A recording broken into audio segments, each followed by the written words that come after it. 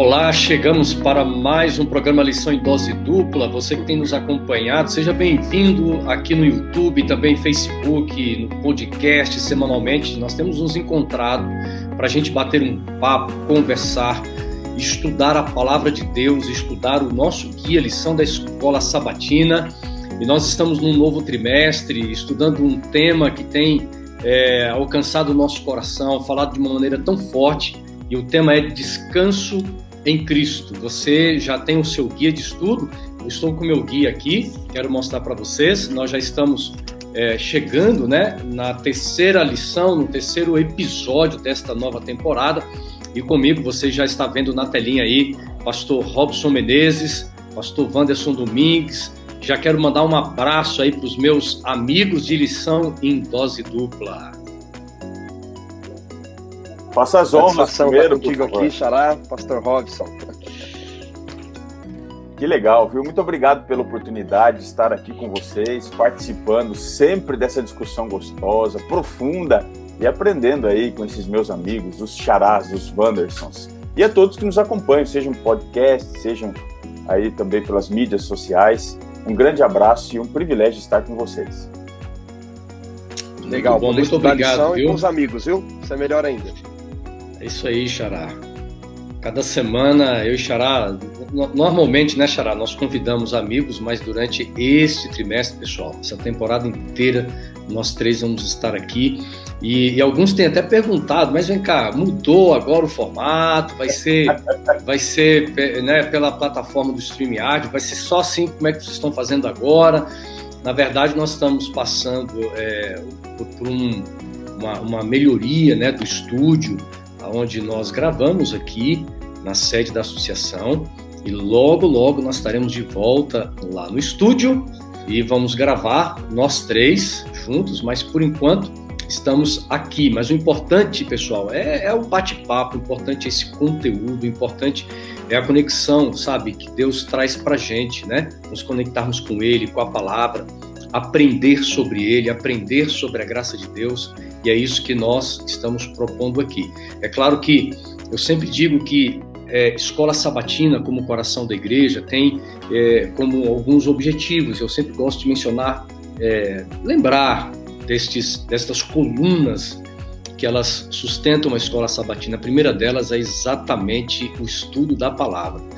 Eu acredito, viu, pastor Robson, que quando a palavra é aberta, Xará, a palavra ela atrai as pessoas, Por exemplo, Deus pediu para que João Batista fosse pregar no deserto, as pessoas iam até o deserto ouvir a palavra, Então a Escola Sabatina se mantém viva durante tanto tempo por causa da palavra, é o foco no estudo na palavra. Uma outra ênfase que a gente sempre fala sobre a Escola Sabatina nós não podemos absorver a palavra se nós não compartilharmos a palavra. Pastor Robson, é esse foco missionário que tem a Escola Sabatina, Ela é considerada o coração da igreja por causa disso. Isso. Até aqui, fazendo o merchan aqui, Tem aí a camiseta aí. O coração, que está marcado pelo sangue de Cristo, que pulsa, faz com que as pessoas individualmente, dentro dessa coletividade de aprendizado, desenvolvam as suas capacidades espirituais e as disciplinas também que precisam ser feitas.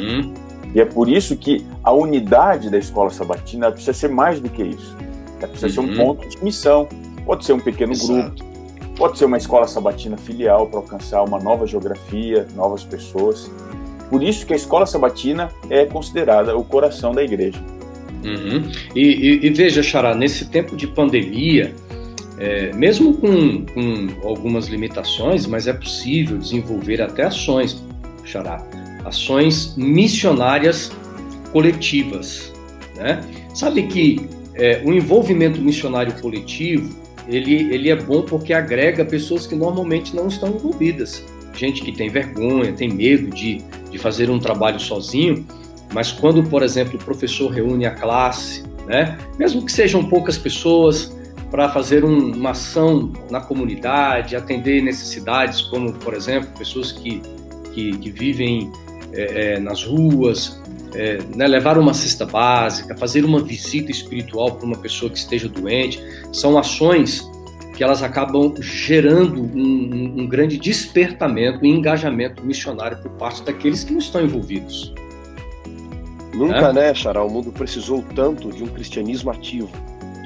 O mundo está cansado só das teorias. Jesus vivia uma teoria muito profunda, é verdade, do Evangelho.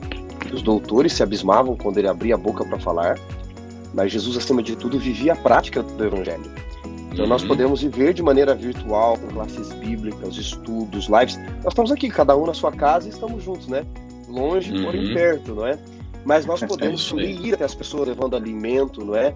Antes de levarmos o pão, nós podemos ser o pão para as pessoas que necessitam o Evangelho de forma viva. É verdade. E principalmente nesses tempos de inquietações, de sofrimentos, de medo, a igreja precisa ser o rosto de Cristo, precisa ser o abraço, o acolhimento, né? E nós vamos hoje falar sobre um tema assim, que ele é fundamental para a compreensão geral daquilo que nós estamos conversando, que é o tema geral Descanso em Cristo, porque nós vamos dialogar sobre as raízes da inquietação, porque evidentemente os inquietos, no contexto espiritual, eles não conseguem viver debaixo desse descanso em Cristo. Nós, na última lição de semana passada, já abordamos rapidamente um pouco sobre essa questão da inquietação. Nós vamos entrar de uma forma mais específica durante este nosso bate-papo. E eu quero então, Xará, pedir que você faça a oração, né, por nós, pelos nossos amigos que estão nos ouvindo agora. Quão importante é a oração, mas não só a importância da oração, mas como é prazeroso, como é bom orarmos, né? Então, ore por nós agora. Vamos orar. Bom Deus e Pai, nós vamos recapitular mais um estudo da lição da Escola Sabatina. Nós queremos aprender um pouquinho mais a respeito de quem nós somos, mas só vamos conseguir enxergar de fato quando entendermos melhor quem o Senhor é, os propósitos, os planos que o Senhor tinha para a nossa vida, e entendermos a realidade do pecado. Que o Senhor nos ilumine a mente e o coração, porque o ser humano não gosta em si falar dos seus erros, dos seus fracassos, mas nós precisamos reconhecer quem somos. Esse é o primeiro passo para entendermos a cura, aceitarmos a cura que é a Tua graça. Alcança todos os nossos amigos que nos assistem e ouvem com a Tua graça. Oramos por Jesus. Amém. Amém. Muito bem, pastor Robson, pastor Wanderson Domingues, meus amigos Xará e Robson, Robinho, carinhosamente, como eu também chamo, né? Chegamos à lição de número 3, amigos. Está passando rápido, né? A coisa assim, os dias de inquietações são muito velozes também, e nós vamos abordar aqui as raízes da inquietação. É interessante porque nós temos uma história que ficou muito marcada, a história de um dos navios mais, vamos dizer assim, bem construídos. Eu acredito que a história mais famosa de um navio feito até hoje, Titanic, né, que segundo alguns seria indestrutível, ou seja, jamais haveria possibilidade de um navio desse naufragar. E a gente sabe que, como é o final da história, né, mais de 1.500 pessoas perderam a vida por um choque do navio com um iceberg no mar. E a gente tem uma frase que é muito, muito popular em nosso meio quando a gente fala de algum problema, quando a gente quer expressar a gravidade de alguma coisa, e muitas vezes nós falamos que é só a ponta do iceberg, né?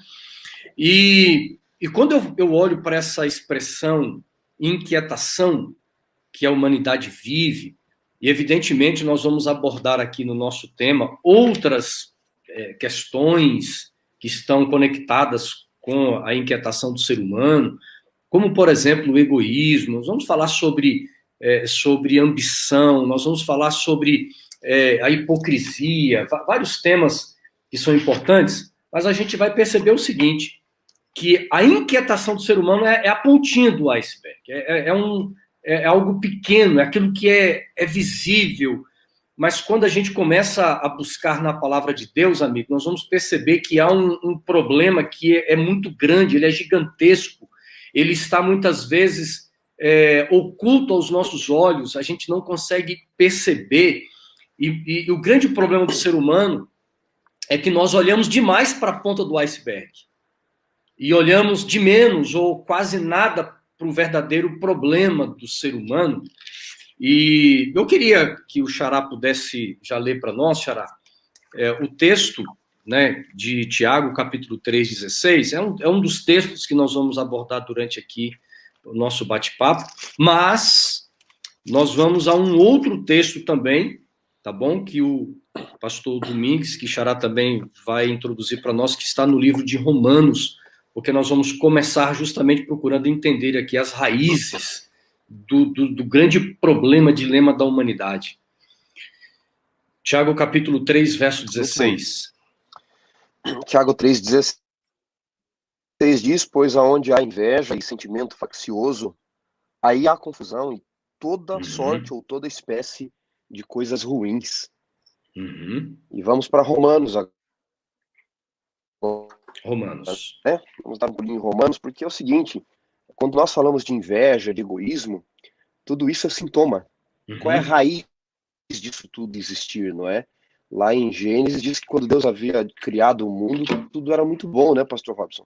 Mas hoje, onde havia altruísmo, há egoísmo, onde havia amor, há inveja. Então, por que tudo isso, não é? Quando nós vamos para Romanos, aliás, antes do capítulo 7, queria mencionar Romanos 3:23, não é? Porque todos pecaram, estão destituídos da glória de Deus, carecem da glória de Deus. Aí nós vamos para Romanos 7. Romanos 7 nós encontramos o que há na natureza humana. E em Romanos 7, amigos que nos ouvem, nos assistem, nós encontramos a batalha num personagem muito famoso da Bíblia, o apóstolo Paulo, de duas naturezas, da natureza espiritual e da natureza carnal. E Paulo diz em Romanos 7:14, bem sabemos que a lei é espiritual. Agora note que ele diz, eu, todavia, sou carnal e vendido à escravidão do pecado. Isso é muito forte, Xará. Isso é muito forte, Robinho. E um pouco mais adiante, ele diz assim, no verso 17, neste caso, quando ele fala do que quer fazer e não consegue, no verso 17 de Romanos 7, ele diz, neste caso, quem faz isso já não sou eu. Aí repete de novo, mas o pecado que habita em mim, ele diz, eu sou carnal, vendido à escravidão do pecado, e agora ele confirma, o pecado habita em mim. É muito forte, né, pastor Robson? E nós estamos falando de Paulo, Xará. Quem está escrevendo 30 aqui... anos depois da conversão. Exato, quem está escrevendo aqui não é Davi, ali no momento em que estava pecando com Betseba. Paulo, já como você diz, ao longo da sua experiência ministerial, um homem convertido, um homem de labores, um homem de vitórias espirituais, um homem que estava pronto a lidar com o martírio, Robinho. Chega e diz assim, eu sou carnal vendido à escravidão do pecado. Olha, esse tema, ele fala de um dos maiores problemas que nós carregamos, a falta de paz. A primeira dimensão da falta de paz é conosco mesmo, porque essa batalha, ela não é no ambiente externo à nossa natureza, é um ambiente interno, está lá dentro, são duas naturezas pelejando. Então, o que acontece? Quando você vai, por exemplo, a um texto de Filipenses 4, eu queria ler rapidamente esse texto para entendermos um pouco melhor o que Paulo está discutindo. Filipenses 4, verso 7, Paulo diz assim, olha, e a paz de Deus, que excede todo entendimento. Repete o texto, por favor, pastor Robson. Filipenses 4, o verso 7. Diz assim, e a paz de Deus, que excede todo o entendimento, guardará o vosso coração e a vossa mente em Cristo Jesus. Olha só que interessante. A paz que nós tanto precisamos, primeiramente conosco mesmo e depois com Deus, essa paz só é possível estando em Cristo. Essa é a obra de Jesus. Ele vem para nos dar paz. paz conosco mesmo, por causa dessa batalha que a gente tem, né, do pecado e tudo mais. E essa paz nos guarda o coração e a mente. E ela tem aqui uma descrição interessante, ela excede todo entendimento, ou seja, não dá para você calcular a forma como ela existe, ou como ela se manifesta na nossa vida. Ela é uma arbitrariedade divina. Porque o que Jesus veio para fazer é nos reconciliar com Deus. É fazer com que a nossa natureza pecaminosa seja suplantada, seja colocada de lado, para que nós possamos estar na presença de Deus. Então, essa é a paz que Jesus oferece. Não importando a nossa condição ou a nossa realidade, como nós somos de fato pecadores, Jesus veio para que nós pudéssemos finalmente dar um grito que Paulo dá aqui, olha, no verso 24 e 25 do capítulo 7, né? Desventurado homem que sou, quem me livrará do corpo desta morte? Ou seja, ele não via a solução para o seu caso. Mas no verso 25 ele diz, graças a Deus por Jesus Cristo, nosso Senhor. Por quê? Jesus veio para oferecer paz. Essa natureza disforme que nós temos, ela é o nosso grande problema. Aliás, deixa eu só mencionar um evento aqui, triste, que aconteceu. Você já deve se lembrar, você que está aí. Recentemente, alguns dias atrás, no final do mês de junho, um prédio desabou lá em Miami Beach, um prédio numa região cara. Os apartamentos custavam aproximadamente 3 milhões, ou até um pouco mais. Qual o problema da queda? É o fundamento.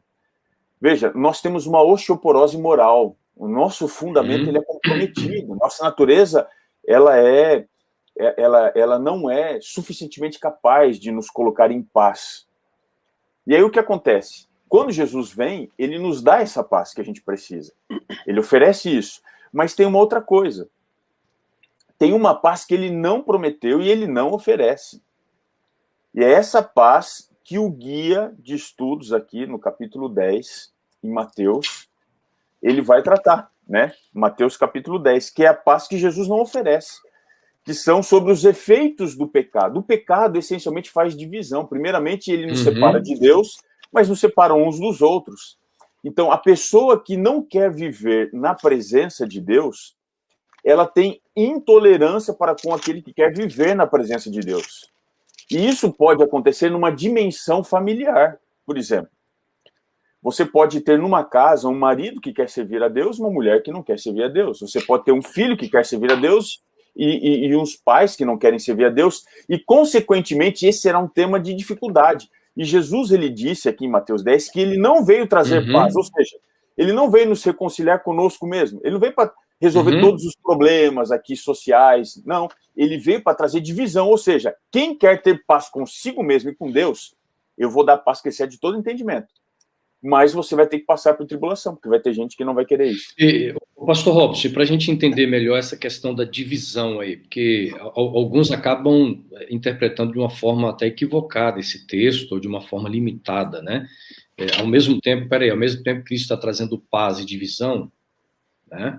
Será que Cristo é aquele que vem promover discórdias dentro do contexto familiar, né? Como é que a gente entende esse texto aí de Mateus 10, então? O que Jesus está falando aqui, Wanderson, é o seguinte, ele está falando sobre a nossa primeira lealdade.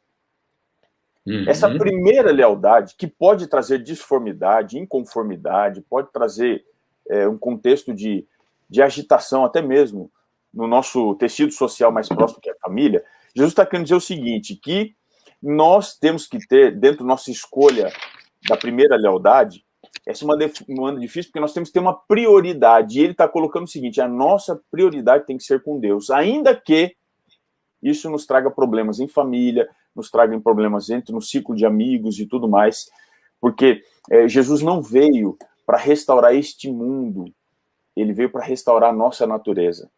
Esse mundo, ele, conforme diz lá em João 16:33, no mundo tereis aflições. Ele lembra disso, mas tem de bom ânimo. Eu venci o mundo, né? Então, o que Jesus está querendo dizer é que nós precisamos ter a nossa primeira lealdade, a nossa prioridade voltada para o reino de Deus, a sua justiça, ainda que isso tenha um preço, né, a ser pago. Legal. Pastor Robson, posso ler um texto aqui para vocês? Por favor. Xará tá coçando ali para falar, né, Xará? Vai lá. É que o pastor Robson levantou a bola aqui, eu vou marcar o gol. Sim, você tem que fazer. Você tem que Jogar fazer com o Robinho é fácil. Jogar com o Robinho É, é fácil, viu, você. galera? Ele deixa Eu você tenho, na eu tenho cara do gol. aqui, eu tenho aqui os dois atacantes, né? Eu fico só tocando a bola para vocês fazerem um gol. Vocês são craques, rapaz. Eu só vocês deixam em cima da linha ali, eu só empurro, né? Mas enquanto o Robinho falava ali, eu estava lembrando do texto de João 14:27, Robin. Jesus diz: deixo-vos a minha paz, A minha minha paz paz. vos dou. Não Uhum. vou a dor como o mundo dá. E ele diz: não se turbe seu coração, nem se atemorize. E aqui há um contraste com a pax romana, né, que eles ofereciam, a paz romana. E Jesus diz: olha, eu vim para oferecer guerra, né, dividir. É o texto de Mateus que nós acabamos de ler ali no capítulo 10, né? Agora ele diz: eu deixo-vos a minha paz vos dou, mas não essa que o mundo dá. É uma outra paz de fato. E aí, como vocês falaram da reconciliação, eu queria relembrar aqui com os nossos amigos o texto de 2 Coríntios, capítulo 5. Em 2 Coríntios 5, verso 18, ele diz assim, ó, 18 e 19, diz o apóstolo: ora, tudo provém de Deus que nos reconciliou consigo mesmo, por meio de Cristo, e nos deu o ministério da reconciliação. Verso 19, famoso texto, é saber que Deus estava em Cristo reconciliando consigo o mundo. Agora anotem, Deus nunca se reconciliou. Reconcílio significa reconduzir ao concílio. Deus nunca se reconciliou com o mundo, porque ele nunca teve mágoa do mundo. Ele nunca teve em briga com o mundo em si, foi o mundo que esteve em briga com ele. É nós que nos afastamos dele, não ele que se afastou de nós o tempo todo. Então, em que sentido ele estava se reconciliando com o mundo? Ele estava nos trazendo a ênfase no mundo, não é em Deus. É reconciliar consigo o mundo. É nós que estávamos em briga, é a nossa natureza humana, a nossa natureza carnal que estava em guerra com ele. Deus nunca esteve em guerra com o mundo. Eu acho muito curioso, porque quando Deus faz a aliança com Noé, e coloca o símbolo da aliança com Noé como o arco de Deus, que a gente conhece hoje como o arco de íris, mas é o arco de Deus. Os judeus dizem, Rob, até hoje, que o arco-íris, se você for ver, ele tem esse formato, não é? Ele está virado para... O arco era o símbolo da guerra, ele está virado para o céu. Ele não é o contrário, virado para a terra. Porque é o mundo que está em guerra com Deus, não Deus em guerra com o mundo. Deus sempre esteve querendo oferecer a sua salvação, a sua paz. Então, a ênfase de Paulo aqui, que Deus estava com Cristo na cruz, reconciliando consigo o mundo, a ênfase é no mundo. Porque não é Deus que está em guerra, é a nossa natureza humana que está em guerra com Deus.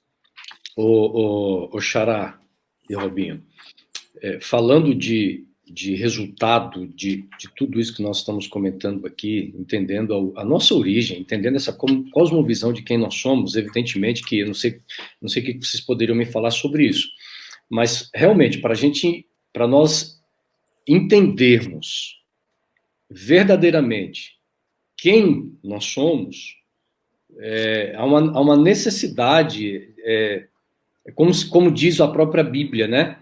As coisas espirituais nós vamos isso vai ser discernido de uma forma espiritual.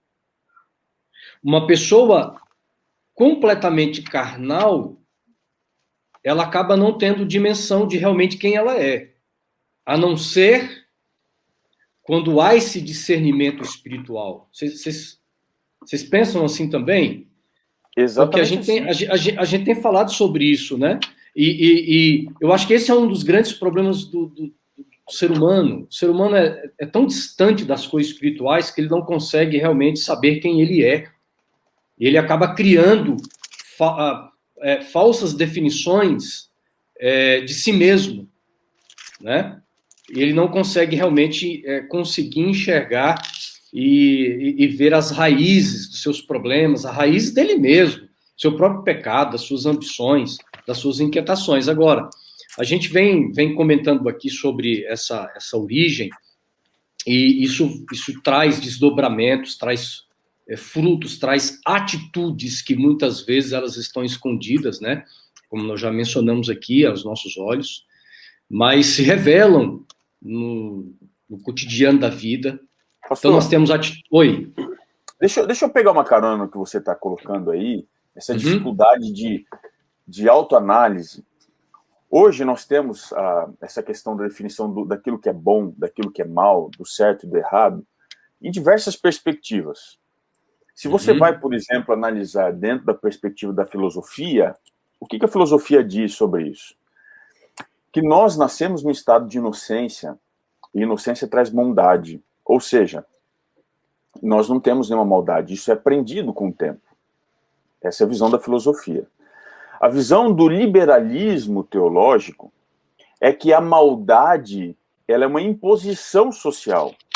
Ou seja, os pecados que hoje a gente vê, que esse sentimento de culpa que muitos convivem, é porque é uma leitura opressora que a gente faz da Bíblia para causar nas pessoas uma massa de manobra. Então, essa é a teologia liberal, que diz o seguinte, que o ser humano ele não é tão mal assim. A maldade está no poder opressor, que quer controlar, e aí ele fala, você é mal, você precisa mudar, você tem que deixar isso, abandonar o pecado e tudo mais. Só que a definição bíblica, ela é muito clara. Não há um justo sequer que faça o bem e que não peque. O coração é mau, diz Jeremias. Então, se a gente for seguir o pensamento da filosofia, o ser humano é bom. Uma criança, ela é pura, ela é perfeita. Mas não é isso que eu vejo nas minhas crianças aqui em casa. Eu amo meus filhos, né? Eu amo minhas menininhas. Mas elas são egoístas, elas são avarentas, elas são de difícil manejo. Aí você vai para olhar para a questão do mal social, do liberalismo teológico. Então quer dizer que o mal é aquilo que as pessoas então estão impondo, ou seja, você está tentando colocar sujeira em mim. Veja, quem aqui pode atirar a pedra? Vamos usar o exemplo bíblico. Ninguém pode atirar pedra, porque todo mundo precisa se consertar com Deus. Então, dentro dessa perspectiva, o que sobra é a visão bíblica, não do liberalismo teológico, nem da filosofia, da psicologia, qualquer outra a gente podia discutir aqui, né? Por isso que a gente precisa saber, a primeira coisa, quem nós somos. Mas para isso não é natural. Isso entra dentro daquele processo, né? O Espírito Santo trabalhando, ele me convence. Aquele texto, acho que até a gente pode ler aqui, né? João capítulo 16, eu quero ler aqui com vocês. Então, o verso 8 diz sobre a obra do Espírito Santo: quando ele vier, convencerá o mundo do pecado, da justiça e do juízo. É o Espírito que me faz entender quem sou eu. Se eu não quero saber quem eu sou, a primeira coisa que eu posso entender de sintoma, eu estou recusando a ação do Espírito na minha vida. Muito bom. Falando aqui, Xará, de egoísmo, de orgulho, ambição, que são sintomas, temas, né? Sintomas, né? E é um tema que nós temos aqui em nosso guia. Eu vejo, Xará, que o egoísmo ele acaba se tornando um dos grandes pecados, vamos dizer assim, dentre vários. É claro que ele não é a raiz de todos os males, vamos dizer assim. A natureza pecaminosa do ser humano é o epicentro, né, Robinho? Exatamente. A nossa natureza, mas a gente vê, Xará, como o egoísmo ele é tão latente na sociedade, não só no passado, hoje. O pastor Robson colocou as meninas. Eu tenho também filhos aqui, eu vejo traços fortes do egoísmo em coisas tão simples. Por exemplo, eles estão comendo ali né, tomando um sorvete, comendo um salgadinho, me dá um pouquinho, não vou dar, né? E fica um não querendo compartilhar com o outro, porque não quero, vai acabar, é só meu. E eu converso com eles, né? Olha, esse traço de egoísmo, isso vai entrando, sabe, nas entranhas, né? Sendo redundante aqui, vai nas entranhas da vida do ser humano.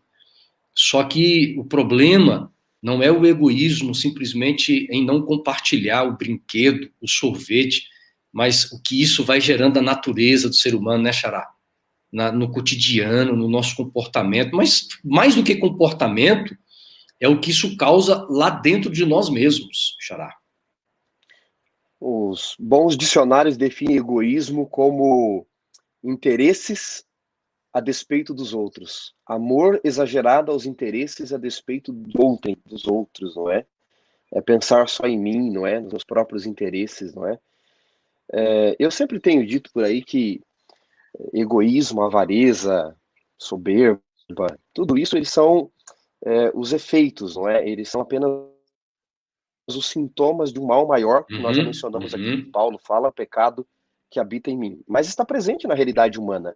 E nós precisamos falar disso também, não é? C.S. Lewis dizia, né? Se você procura uma religião que não lhe incomode, não aconselho você a ser cristão. Nós precisamos tratar do assunto sempre da seguinte perspectiva. Diz Paulo, né? Jesus veio salvar os pecadores, dos quais eu sou o principal. E o Lewis aí emenda, não é? Se o pior pecador que você conhece não é você mesmo, você não entendeu o que é a graça. Agora, dito isto, o egoísmo está presente no ser humano, dentro da religião, fora da religião, presente o tempo todo quando nós buscamos os nossos próprios interesses. E o maior problema disso tudo é quando ele vem revestido de religiosidade. Aí ele é pior ainda. Ou revestido, como disse o pastor Robson agora há pouco, de uma aparência de bondade. Mas você está jogando mal sobre mim. Eu queria até indicar um livro aqui, Robinho, para a galera aí, Xará, de Pecados e Demônios. Estou preparando uma série sobre esse livro aí, no terceiro ato, sobre pecados e demônios.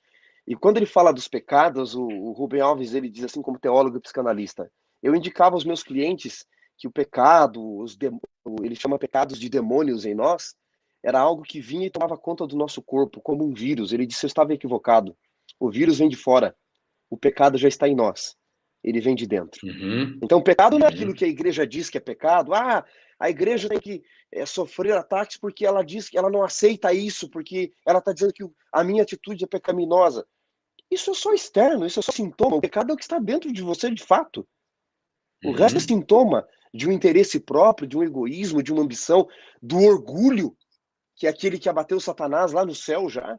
Em Isaías 14, por 5 vezes, ele diz eu, não é? Em hebraico, eu subirei, eu me assentarei, eu serei, eu me exaltarei, eu serei semelhante ao Altíssimo. Então o problema é que ele está dentro de nós. E aí nós precisamos, então, desesperadamente, como Paulo dizer, miserável homem que eu sou. Quem me livrará desse corpo que vai me levar para a morte? Notem, Paulo não disse, amigos, a igreja está jogando pecado sobre mim, a igreja... Não estou dizendo aqui que a igreja não tem seus erros, mas ele está trabalhando ele. Ao invés de olhar para o pecado dos outros, para o erro dos outros, ele está dizendo o pecado habita em mim. O pior pecador que eu conheço sou eu. E eu preciso de graça. Eu preciso de Jesus Cristo. É interessante. Viu? Só completando aqui, Robinho. O Agostinho de Hipona diz assim, ele diz o seguinte, foi o orgulho que transformou os anjos em demônio. Eu gosto muito de um pensamento, eu quero compartilhar com vocês aqui, Robinho, antes de você comentar. O Xará veio trazendo, então, essa conexão com Lúcifer no céu, essa natureza, esse mistério do pecado no coração dele. E essa autora, Ellen White, diz o seguinte, que o orgulho e a exaltação própria fizeram com que Lúcifer, filho da alva, se rebelasse contra o seu Criador. É interessante que ela completa o seguinte, o orgulho está bem no centro do grande conflito. O orgulho de sua própria glória alimentava o desejo de supremacia. E a gente percebe que exatamente esta semente de egoísmo, de orgulho, de ambição, que surgiu de uma forma misteriosa no coração de Lúcifer, mas criou vida, criou raízes como uma árvore, seus frutos, e agora ele semeia isso no mundo. A gente tem, por exemplo, eu não sei se é isso que você ia colocar, pastor Rob, mas a gente vai ver ao longo da história, nós vamos ver no Novo Testamento, o guia, daqui a pouco a gente pode ver, os próprios discípulos eram envenenados com esse sentimento de egoísmo, de orgulho, né? Em busca realmente daquilo que não era o que Jesus realmente queria. Eu ia até comentar sobre isso. A gente percebe aqui uma consanguinidade, não sei se é exatamente esse termo, entre os pecados que foram mencionados aqui, no orgulho, egoísmo, ambição. Eu queria tentar criar aqui uma proposta de compreensão do caminho do pecado, né? Eu acho, conforme Ellen White escreve aqui, mencionado pelo Xará aqui, o orgulho, ele está no coração. O orgulho é a primeira manifestação do pecado. É a exaltação de si. O orgulho, vaidade, enfim, pode olhar diversas perspectivas. O egoísmo, ele é uma derivação do orgulho. Porque é o seguinte, se eu quero exaltar aquilo que eu sou, exaltação de si, o egoísmo é a concentração de si em todas as coisas. Não quero tudo para mim. Só que não me parece que esse é o problema específico da história mencionada aqui em Lucas capítulo 12, na parte de segunda-feira. E eu queria até chamar a atenção aqui para uma outra derivação do pecado. Lucas capítulo 12. Dá uma olhadinha ali, o verso 15. Diz assim, então lhes recomendou, Jesus falando, né? Tende cuidado e guardai-vos de toda e qualquer avareza. A avareza, ela é uma derivação do egoísmo. Porque o egoísmo, ele pode não ser concreto em determinadas situações. Ele pode ser um sentimento, um estado. Mas a avareza, ela já é a materialização, ou seja, você querer mais, demandar mais, em busca sempre de mais, do melhor, do luxo, da ostentação. Aí você já vai para a face da avareza. E esse é o problema aqui da história, que Jesus foi quase que trazido contra a sua própria vontade ali para ser um juiz de partilha de bens. E eu acho interessante como ele se defende aqui, ele diz assim, olha, quem me constituiu juiz ou partidor entre vós? Se a gente fosse dar uma pausa aqui nesse raciocínio do orgulho, do egoísmo, da avareza, a gente entendeu uma coisa. A teologia da prosperidade, ela é a grande patrocinadora desses pecados. A exaltação do orgulho, do egoísmo, da avareza, e sempre se coloca como que Deus é aquele que te dá mais. Ele te dá, ele te dá. Perceba que aqui, Jesus está se recusando a inferir em assuntos materiais, de ganhos materiais. Eu não sou juiz repartidor, ou seja, isso não tem nada a ver comigo.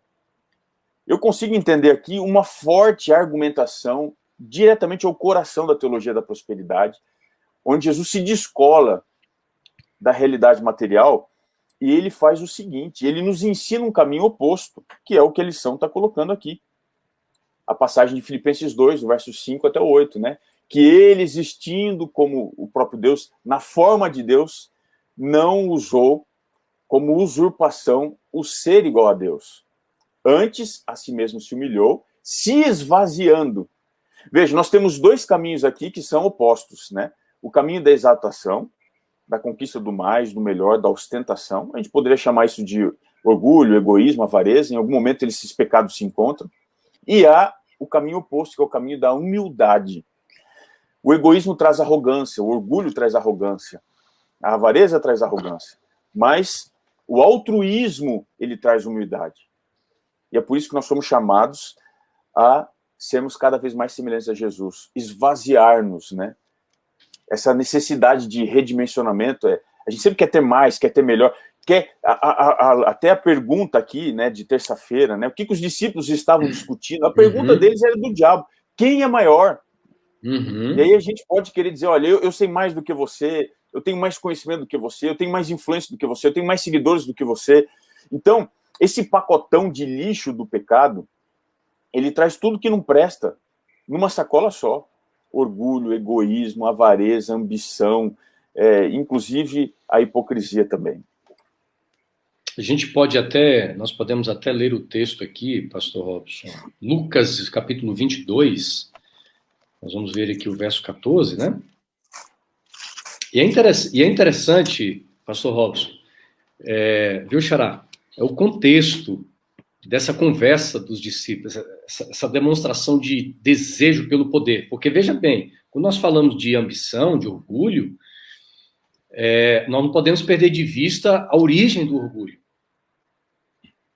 E o orgulho no coração de Lúcifer, no livro O Grande Conflito, ela diz o seguinte, a autora, ele queria ser tão grande, se referindo a Lúcifer, ou ainda maior do que aquele que poderia ser, do que aquele que pode criar mundos e galáxias com uma simples palavra. Ou seja, ele, num primeiro momento, Lúcifer quer ser semelhante a Deus, mas não se contenta. Aí ele quer ser agora igual a Deus, mas chega um momento que ele diz assim, eu posso ser maior do que Deus. Então, quando nós olhamos aqui para o contexto de Lucas, veja, eles estão na ceia, é um momento espiritual. Eles estão se relembrando, eles estão se lembrando de quando Deus tirou o povo, Xará, do Egito, a escravidão do Egito. A Páscoa era uma festa espiritual que deveria levar as pessoas, os judeus, a uma conexão com Deus que liberta. E num cenário tão espiritual, a gente percebe aí realmente o que estava no coração destes homens, né? Lucas capítulo 22, a partir do verso 14. O verso 24, acho que menciona isso, né? Aham. Pode ler, pastor Robson. Pode ler, Robinho. Suscitaram entre si uma discussão sobre qual deles parecia ser o maior. Olha aí. Tem tanto dos discípulos em nós e tem tanto de nós nos discípulos, né? Que essa é uma história que transcende tempo, momento e época. É a nossa história, é a nossa realidade na presença de Cristo, dentro do contexto espiritual, querendo ser maior, querendo... enfim, né? É o que o pecado faz, né? Vem nessa esteira aí, né? As pessoas não entenderam, né? Eu já mencionei aqui. Os discípulos entenderam, e nós, às vezes não entendemos hoje, que discipulado, que cristianismo, né? E eu repito aqui uma frase que eu já devo ter dito, ela não é escada de prosperidade, ela é cruz. Né? Quem quiser vir após mim, a si mesmo se negue. Tome a sua cruz e siga. Eles estavam nesse momento pensando no reino terreno. Esse é sempre o problema, quando a gente acha que evangelho tem que ver com o reino terreno. Lógico que ele ameniza as dores desse mundo, mas ele leva para a eternidade. E os valores da eternidade, elas estão refletidos na vida do próprio Cristo, amigos. Quando eu quero perdão, eu olho para a cruz, mas quando eu quero entender o que é ser cristão, eu olho para a vida de Cristo. Ele foi grande, ele se fez pequeno, são os paradoxos dele, não é? No meu reino, ele está dizendo, grande é aquele que é pequeno, maior, ele diz aqui no contexto, né? Maior é aquele que é menor. No meu reino, vive aquele que morre. No meu reino, o Senhor é aquele que é servo. No meu reino, primeiro é aquele que é o último. E o Robson mencionou o texto de Filipenses 2,5, enquanto Satanás quis se exaltar em Isaías 14, ele, sendo Deus, ele se humilhou. Ele não cedeu ao poder, agora, tendo o poder. Viu, Xará? Aí, essa história nos leva a pensar assim, como é possível, e como isso é tão comum dentro do cenário religioso, nós estarmos envolvidos com as questões religiosas, mas o coração longe das coisas espirituais. É uma reunião de igreja, é um culto de igreja, porque se os discípulos que viveram com Jesus esse tempo todo, no momento tão especial da ceia, Jesus lavando os pés, comendo o cordeiro que representava o próprio Cristo, de repente eles começam a discutir sobre essas questões tão humanas, tão corrompidas, cheias de pecado. Isso acontece tanto no nosso cotidiano. Às vezes as pessoas estão sentadas na igreja ouvindo um sermão, mas o coração está longe daquilo que Deus quer falar. Ela está assim, pensando em outras coisas. E assim, né? Pensar, fulano de tal precisa ouvir esse sermão, né? Exato. Né? Aí, por exemplo, ele olha, vê uma pessoa que está sendo batizada, não, mas não deveria estar ali. Né? Então, veja, nós estamos vivendo nesse perigo. Agora, isso está relacionado, amigos, com Mateus 23. Exatamente. Que eu queria ler para vocês aqui. E aí eu já jogo para você, viu, Robinho? Mateus 23. Porque, gente, é fantástico essa história que Jesus traz para nós. Mateus registra, né? Mateus capítulo 23, nós temos aqui, primeiro, versículo 23, tá bom? Depois, se vocês quiserem ir completando aqui, diz o seguinte, Mateus 23, verso 23. Ai de vocês, escribas e fariseus, hipócritas,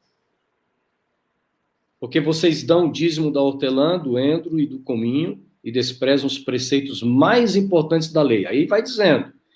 Aí no verso 25 de novo, ai de vocês, escribas e fariseus hipócritas. Ele vem falando. Aí chega no verso 27, né? Que ele descreve aqui, ai de vocês, escribas, fariseus hipócritas, porque vocês são semelhantes aos sepulcros pintados, a minha tradução diz assim, pintados de branco, que por fora se mostram belos, mas o interior são cheios de ossos, de mortos e de toda podridão. E aí Jesus vem falando da hipocrisia, né? A hipocrisia, pastor, posso pegar carona aqui? Pode. a hipocrisia, de acordo com o discurso de Jesus, no próprio capítulo 23, do verso 1 até o verso 6, ela se constitui em 4 ações aqui, ó. Primeira coisa, primeira ação, dizer, mas não fazer. Segunda ação, atar fardo pesado para os outros carregarem. Terceira que nem ação, eles carregam, né? É para o outro fazer, para o outro carregar. Agora, a terceira ação, praticar para ser visto. Não é praticar porque é alguma coisa que vem de dentro, é para ser visto. E quarta coisa, amar os primeiros lugares, o reconhecimento público. O interessante é que eles eram muito estritos, né? A passagem que você leu, o verso 23, diz que eles davam o dízimo da hortelã, do coentro, eles contavam folha para dar dízimo. Eles eram... Jesus não censurou essa prática, a disciplina religiosa. Tanto é que no verso... Olha aqui o que ele diz. No verso 3 do capítulo 23, ele diz assim, olha, fazei e guardai, pois tudo quanto ele vos disserem. Ele não está dizendo, não faça o que eles estão falando para você fazer. Não. Vocês têm tudo, eles estão dizendo para vocês fazer. Mas não é só falar, vocês têm que fazer. Porque eles falam, mas eles não fazem. Então, veja, a hipocrisia, ela pode ser entendida dentro de um contraste aqui. A classe religiosa que Jesus ataca em Mateus 23, ela também é observada numa história, lá em Lucas 18, que é a classe dos fariseus, aqueles que pareciam, mas não eram. Esses daí, eles se definem, sempre o fariseu, ele se define nos olhos, através dos olhos do outro. Ele faz para o outro, ele quer que o outro veja, ele quer o primeiro lugar para o outro perceber isso. E aí, a oração desse sujeito, ela aparece como na parábola que Jesus contou aqui, né? O fariseu que subiu, capítulo 18 de Lucas 18, verso 11. Ele orava assim, ó Deus, graças te dou, porque eu não sou como os demais homens. São eles roubadores, injustos, adúlteros, ou seja, a pessoa que é como um fariseu, ela se define baseando no outro. O que o outro faz, o que o outro pensa, o que o outro acha. Essa é a primeira categoria censurada por Jesus. Ele condena essa categoria. E aí tem a segunda categoria, nessa história, aqui exemplificada na pessoa do publicano, que ele diz assim, olha, Senhor, eu sou miserável, eu não mereço, não conseguia nem levantar o olho, porque ele, de fato, era tudo aquilo que o fariseu havia dito. Ele era roubador, ele era injusto, ele era adúltero. Ele era isso. E aí ele reconhecia isso. Ele dizia assim, eu sou exatamente tudo isso. Então você tem 2 tipos de pecadores. Os que não reconhecem e os que reconhecem. E não tem uma terceira via. Essa é que é a verdade. Não existe um santo em si ou por si. Nós precisamos da graça de Deus. E aí só há um caminho para isso. E eu quero terminar aqui essa minha fala mostrando as semelhanças e as diferenças entre o orgulho e a humildade. Qual é a semelhança entre o orgulho e a humildade? O orgulho, ele gera uma insatisfação com o seu status e a sua condição. Então, a criatura tenta se colocar no lugar do Criador. Esse é o perfil de ação do orgulho. A criatura tentar se colocar no lugar do Criador, ou até acima do Criador. Qual que é a humildade? A humildade tem como grande exemplo Cristo. E por que ele é o exemplo de humildade? Ele, como Criador, o que ele faz? Ele se coloca no lugar da criatura. São coisas semelhantes. O orgulho faz você se colocar no lugar do outro de maneira equivocada. A humildade faz você se colocar no lugar do outro da maneira certa. Esse é o processo semelhante. Qual é a grande diferença? O orgulho visa a si sempre em último instante. A humildade visa o outro em todo momento, né? Então, esse é o nosso desafio. Estou olhando aqui a definição de hipocrisia, né? Interessante. Algumas expressões, palavras que nós conhecemos muito bem, falsidade, dissimulação, o efeito de você fingir, né? Agora, olha que interessante essa outra definição aqui. Dissimular os verdadeiros sentimentos. Dissimular aquilo que a gente sente, dissimular as intenções. Agora imagina, viver uma vida religiosa onde eu aparento amar a Deus, quando, na verdade, porque fala daquilo que vai no íntimo.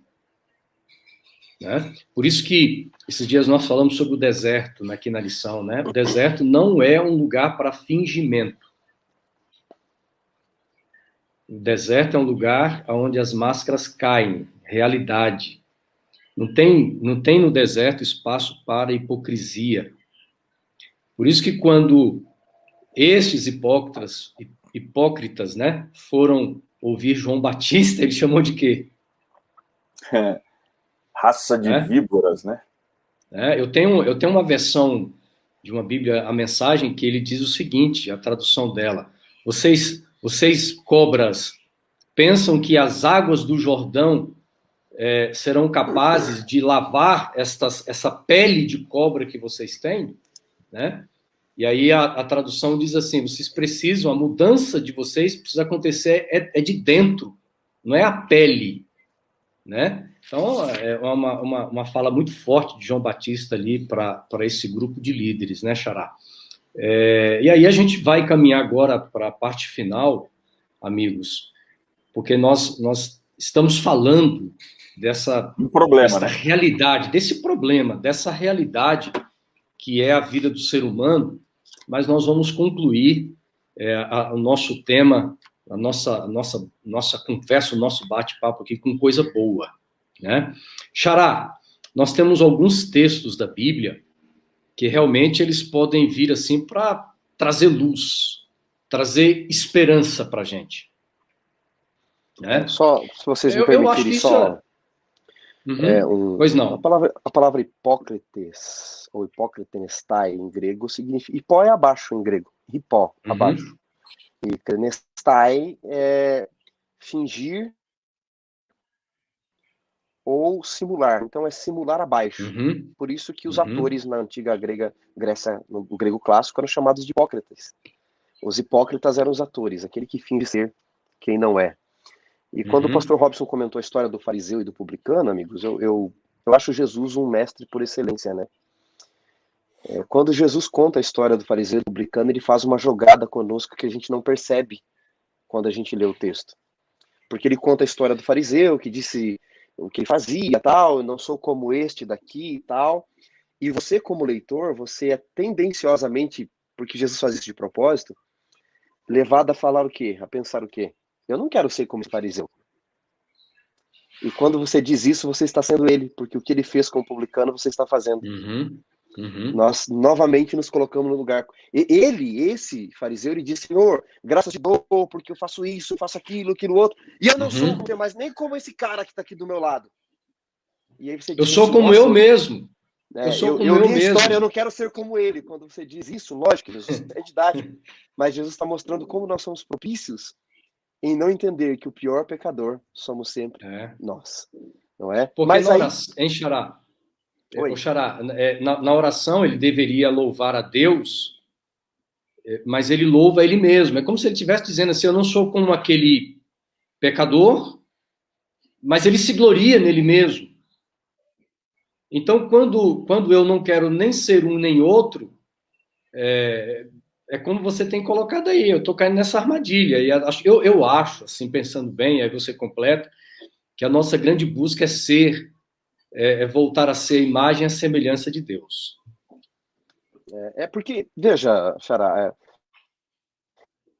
nós deveríamos, ao ler a história, como o pastor Rossi bem colocou, não há um terceiro caminho. Nós deveríamos dizer como publicano: Senhor, me perdoa. Mas nós lemos a história e tendemos a dizer assim: nossa, olha esse fariseu, eu não quero ser como ele também. E nesse momento, você se torna ele. Você deveria terminar a história como outro: Senhor, tem misericórdia de mim.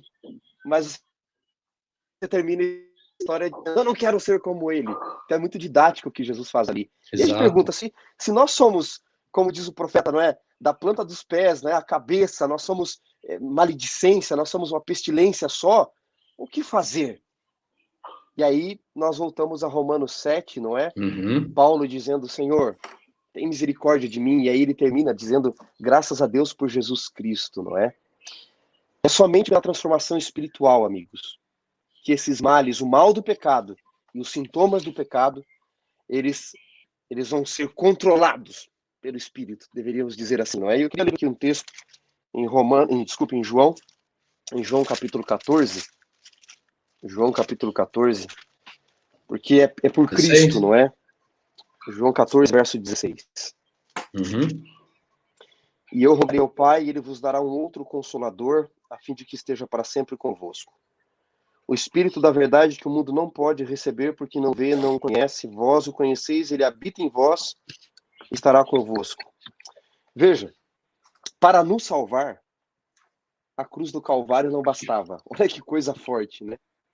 Na cruz, Deus alcançou o direito apenas de nos salvar. Não é que Deus quis nos salvar na cruz, ele já queria nos salvar. Ele pagou o preço na cruz. Ele já queria nos salvar antes. Por isso que eu disse, quando eu quero perdão, eu olho para a cruz, quando eu quero poder, eu olho para a vida de Cristo. Mas a Deus, pastor Robson, não bastou nos mandar apenas um consolador. Ele nos amou tanto que ele mandou dois consoladores. E eu rogarei ao Pai, ele enviará um outro consolador, porque Jesus era o primeiro, para habitar em vocês. Por quê? Porque na cruz, Deus fez por nós. Na obra do Espírito, ele faz em nós.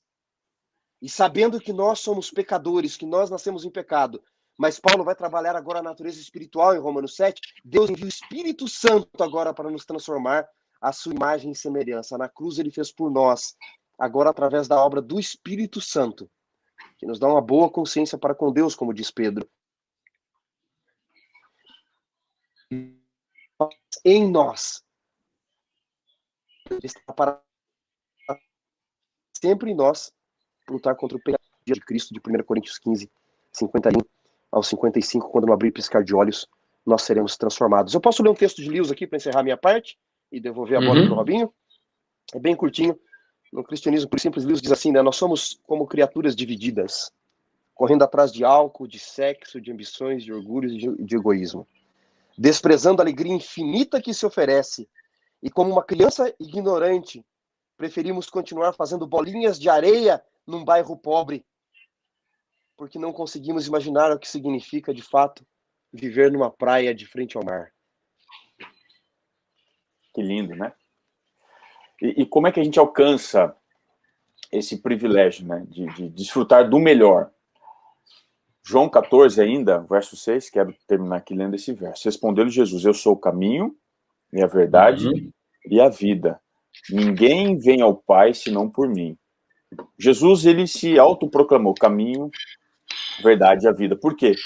Ele conhece a direção, ele descortina aquilo que está escondido diante de nós.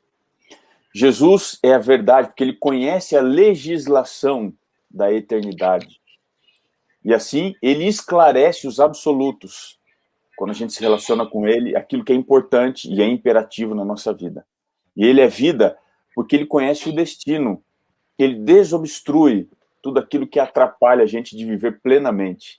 E isso tudo é somente em Cristo que nós, né, que eu, que você podemos viver. E esse é o convite. Quer tirar a inquietação do seu coração? Vá a ele, porque ele te levará onde você precisará ir. Muito lindo, viu? Eu quero terminar com esse pensamento aqui também, amigos. São tantas coisas bonitas, né?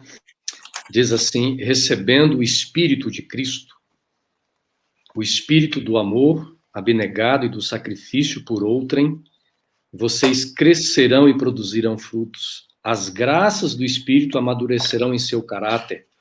Agora, olha que coisa fantástica. Sua fé aumentará, suas convicções se aprofundarão, seu amor será mais perfeito. Mais e mais vocês refletirão a semelhança de Cristo em tudo que é puro, nobre e amável. Lindo demais. Que Deus realize essa obra em nós, né? Amém. É o dom de Deus em nossa vida. Que Deus nos abençoe. Olha, foi muito bom, amigos, o nosso bate-papo. Nós chegamos aqui realmente dentro do nosso tempo final. Valeu a pena a gente parar esse tempo, dialogar, conversar, esperando que os frutos deste estudo tão significativo para os nossos dias, né? Este estudo, essa palavra realmente possa nos libertar, como Jesus tanto disse, né? Conhecereis a verdade vos libertará. Que Deus abençoe, muito obrigado por você estar sempre conosco aqui no Lição em Dose Dupla. Robinho, Xará, você que acompanha a gente sempre pelo YouTube, sempre também pelo Facebook, lembrando aí, é sempre bom você, né, fazer seus comentários, compartilhar sempre a live, principalmente o pessoal do Facebook, sempre compartilha, tá bom? Terminou agora, compartilha lá, para que seus amigos possam também assistir, você pode marcar pessoas, né, que gostam de receber conteúdos espirituais, é muito importante, compartilhe também no com seus contatos aí o link do YouTube. Agora, a gente sempre fala aqui, né, Xará? Você pode também interagir nas redes sociais, tirar uma foto lá, se você gosta de acompanhar pelo podcast, tira uma foto, marca a gente também compartilha, ou uma foto sua assistindo aí no Facebook ou no YouTube, tá bom? E nós vamos encerramos por aqui, vamos nos encontrar na próxima semana, mas a gente sempre termina orando por você. Pastor Robson, então, vai concluir pedindo assim a bênção de Deus pela sua vida. Senhor, fizemos agora um diagnóstico, de acordo com a tua palavra, daquilo que nós somos, e não há nenhuma esperança em nós. É por isso que precisamos olhar para Cristo, e queremos terminar esse estudo olhando para Ele, que os nossos olhos estejam fixos naquele que é o autor e o consumador da nossa fé. Abençoa-nos a tal ponto de não haver separação entre aquilo que nós somos e aquilo que Jesus quer que nós sejamos. Para tanto, nos colocamos em tuas mãos, colocamos também a vida de todos os nossos amigos, esse amigo querido, essa amiga que acompanha a lição em dose dupla, que ele se sinta na tua presença, transformado e alcançado pelo teu Santo Espírito. Nós te pedimos isso por Jesus. Amém. Amém. Amém.